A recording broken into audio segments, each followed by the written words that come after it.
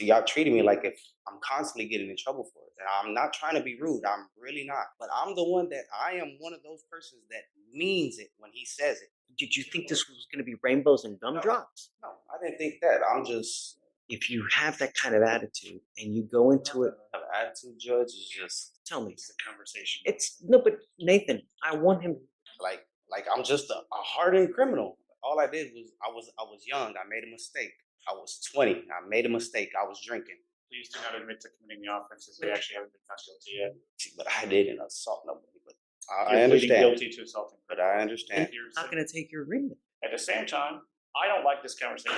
We're walking away, and we're going to have a later court date. So you go over. Clueless defendant showed up to court facing a DUI and an assault charge. He was supposed to plead guilty to both. Everything was lined up, paperwork done, but then his ego decided to take over. Right there in front of the judge, he suddenly changes his story and claims he's not guilty after all. You can literally see his lawyer in the background rubbing his forehead like, here we go. I've seen a lot of bad courtroom moments, but this one ranks high on the list. And trust me, the ending to this case completely caught me off guard. You'll want to stick around for that. Let me know in the comments. If you were the judge and someone backed out of a plea deal at the last second like this, what would you do? Let's jump in and watch how it all plays out. Clip. For driving while intoxicated, you're also charged with assault of a family member. You're facing up to a year on the assault case and or a $4,000 fine. And on the DWI, you're facing up to 6 months in jail and or a $2,000 fine. What have you guys worked out? So for he's pleading time served on the DWI, 13 months deferred on the assault conditions. Okay. This is how you understand this agreement. I'm sorry. You have 2 agreements on both of your cases. On the DWI, they've offered you 3 days in jail, credit for the 5 days that you've done. But you need to understand that that charge will go on your record. It's going to be there for the rest of your life. From now on, you are facing a minimum of 30 days in jail. So this time served, it's a minimum of 30 days in jail. Anytime you get pulled over, an officer's going to look at your record. They're going to see this. What do you think they're going to do if you smell like alcohol or dope? Right. I would never, even if you had a sip of alcohol, I would not get into a car because it is a humongous risk.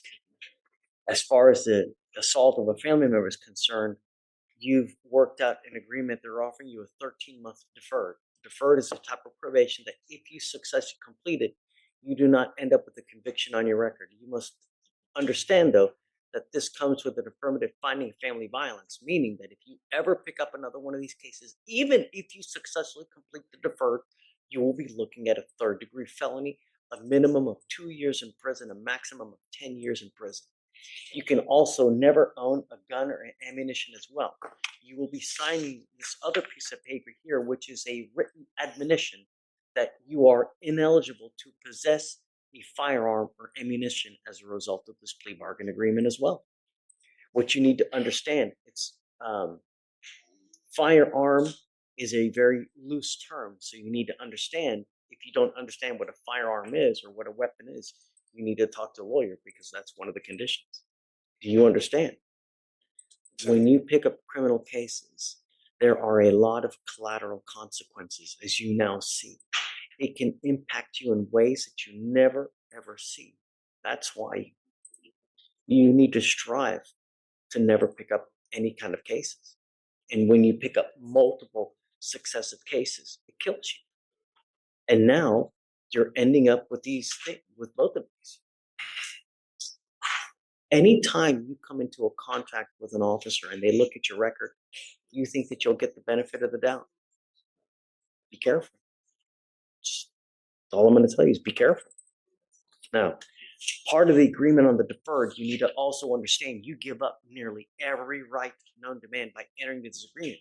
If you fail to live up to the terms of this agreement, we will issue a warrant for your arrest, put you in jail, and now you're looking at an entire year that you authorized to put you in custody if you violate this.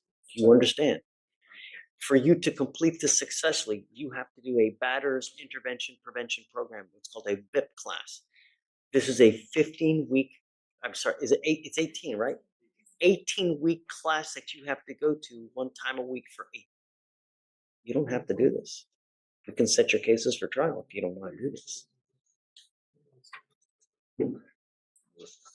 Well, look, if you have that kind of attitude and you go into it, Attitude, Judge, is just. I mean, I understand. I messed up. I messed up. It's no one's fault but mine.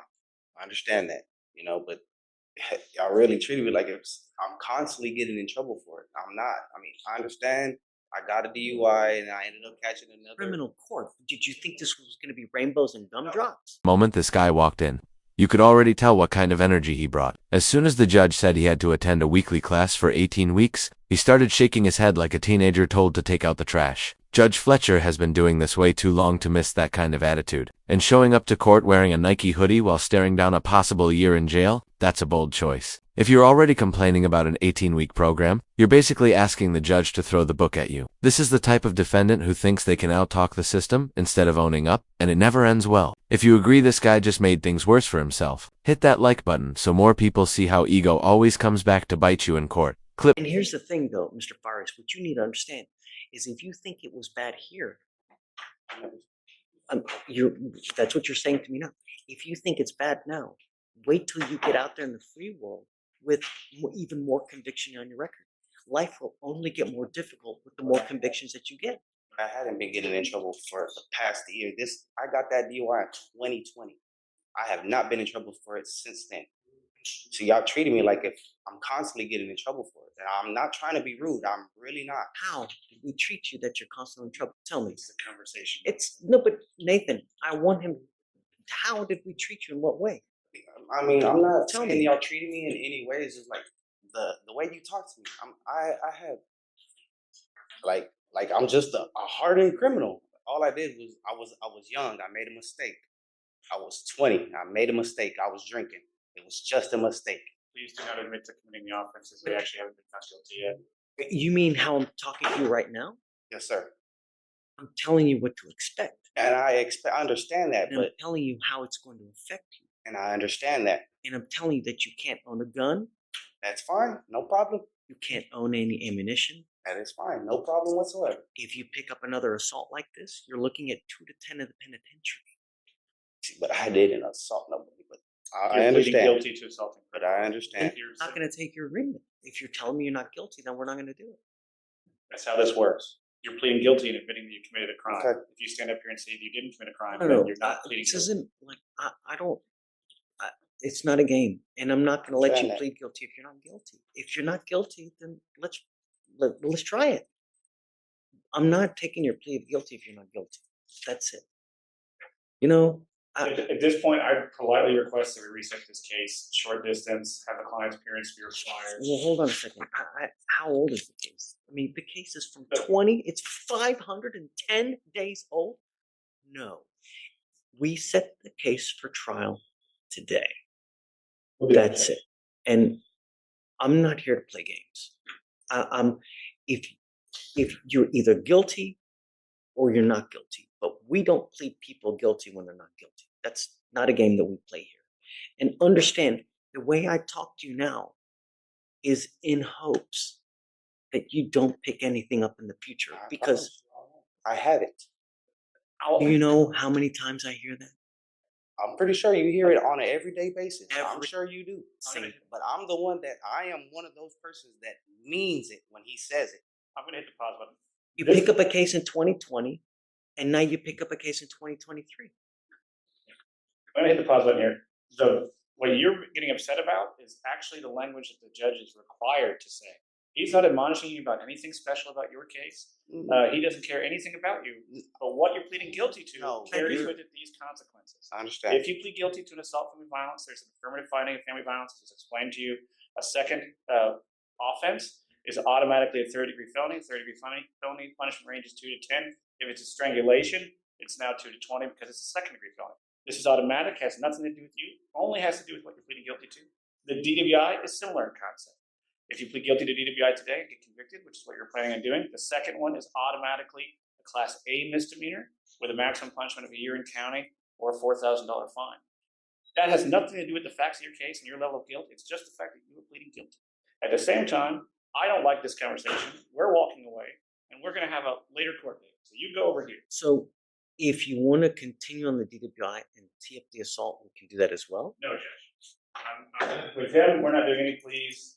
At your request, we'll set the case for trial. I'd ask for 30 days. I'll have a conversation with him. And if he wants to do the plea, we can do the plea. And you will come up here with the proper understanding. It's not a big deal, but we either set it today or we. I'll just set it today because it'll be long enough that we can have a conversation. This case is a perfect example of how fast things can turn in a courtroom. One attitude shift, that's all it takes, and the whole tone changes instantly. The justice system actually gives people a lot of chances, but moments like this show exactly why judges lose patience. You could tell the judge wanted to give him an easy way out, but once the arguing started, it was game over. It's wild how some people still think they can talk circles around the court. The law is patient, but it's not blind. Do you think the judge handled this the right way? Or should he have gone even harder to teach a lesson? Thanks for watching, guys. Don't forget to like and subscribe for the follow-up to this case.